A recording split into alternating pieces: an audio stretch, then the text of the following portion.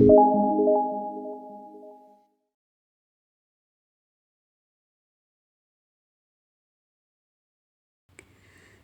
molekul seperti H2, O2, dan N2, kedua inti atom saling menarik pasangan elektron dengan ikatan sama besar karena keelektronegatifan setiap atomnya sama. Nah, pertanyaannya, apa yang akan terjadi jika atom-atom yang keelektronegatifannya berbeda saling berikatan? Contohnya senyawa HCl. Atom klorin lebih elektronegatif dibandingkan dengan atom hidrogen, di mana keelektronegatifan dari klorin adalah 3 dan keelektronegatifan dari hidrogen adalah 2,1. Nah, data keelektronegatifan ini dapat kita lihat pada tabel SPU. Nah, oleh karena keelektronegatifannya lebih besar, maka atom Cl memiliki daya tarik terhadap pasangan elektron ikatan dengan lebih kuat, sehingga pasangan elektron ikatan akan lebih dekat ke arah klorin dibandingkan dengan ke arah hidrogen. Nah, hal ini menyebabkan terjadinya pengkutupan muatan. Untuk klorin, karena pasangan elektron ikatan lebih dekat ke arah atom klorin, maka atom klorin akan kelebihan muatan negatif dan membentuk kutub negatif yang disimbolkan dengan delta negatif seperti ini. Adapun untuk hidrogen, karena pasangan elektron ikatannya lebih dekat ke arah klorin, maka hidrogen akan kekurangan muatan negatif, sehingga membentuk kutub positif yang disimbolkan dengan delta positif seperti ini. Nah, jika dalam suatu ikatan kovalen terjadi pengkutupan muatan, maka ikatan tersebut dinamakan ikatan kovalen polar, di mana molekul yang terbentuk disebut dengan molekul polar. Nah, contohnya adalah molekul HCl. Sebaliknya, jika dalam suatu ikatan kovalen tidak terjadi pengkutupan muatan, maka ikatannya dinamakan dengan ikatan kovalen nonpolar, di mana molekul yang terbentuk disebut dengan molekul nonpolar. Nah, contohnya adalah molekul H2. Pertanyaannya, bagaimana cara kita menentukan bahwa suatu molekul tergolong kovalen nonpolar atau kovalen polar?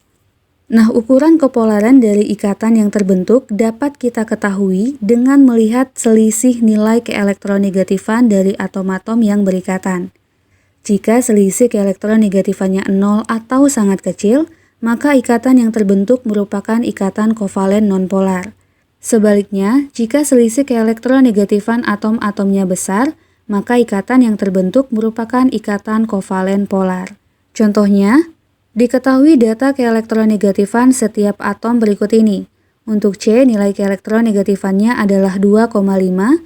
Untuk N, nilai keelektronegatifannya adalah 3,0. Untuk H, 2,1. Oksigen 3,5. Dan klorin 3.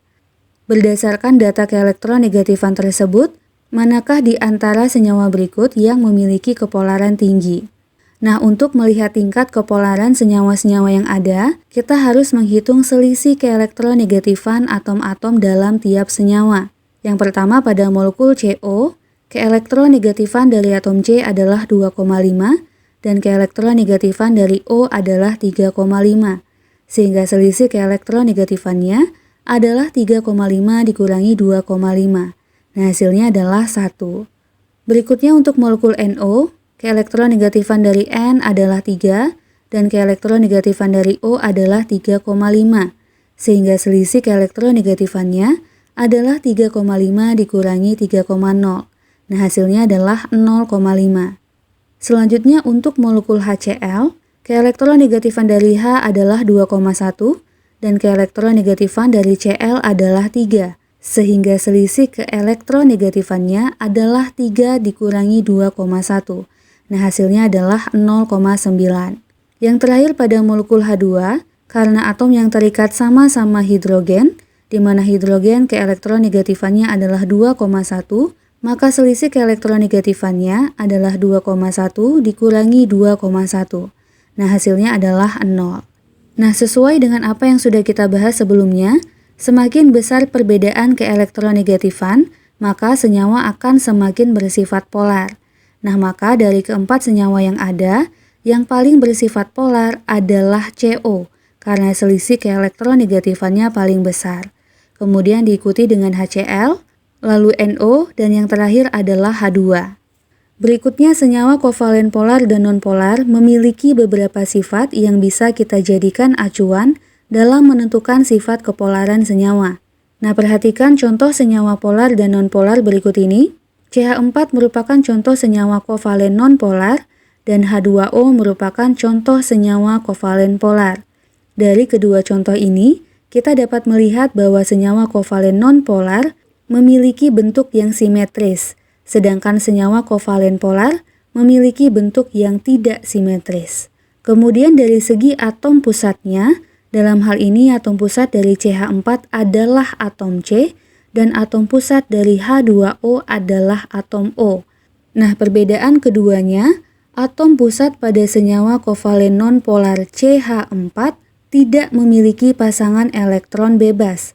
Sedangkan pada senyawa polar H2O, atom pusatnya memiliki dua pasang elektron bebas, yaitu 1 dan 2. Nah, akan tetapi perlu diingat juga bahwa tidak semua senyawa yang atom pusatnya tidak memiliki pasangan elektron bebas selalu bersifat nonpolar.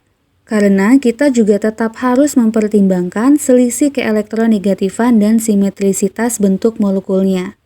Nah, berikut ini adalah contoh-contoh senyawa nonpolar, yaitu O2, N2, dan H2.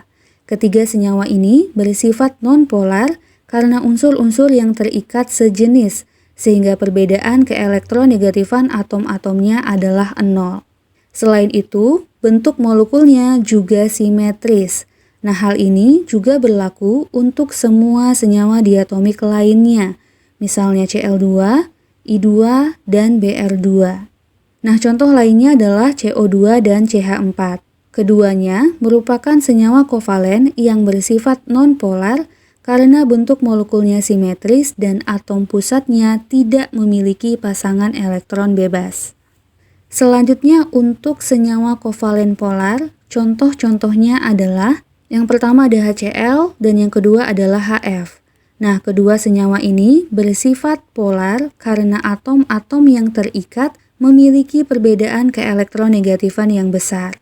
Contoh lainnya adalah H2O dan NH3. Nah, kedua senyawa ini memiliki pasangan elektron bebas pada atom pusatnya. Misalnya untuk H2O ini, atom pusatnya yaitu O memiliki dua pasang elektron bebas.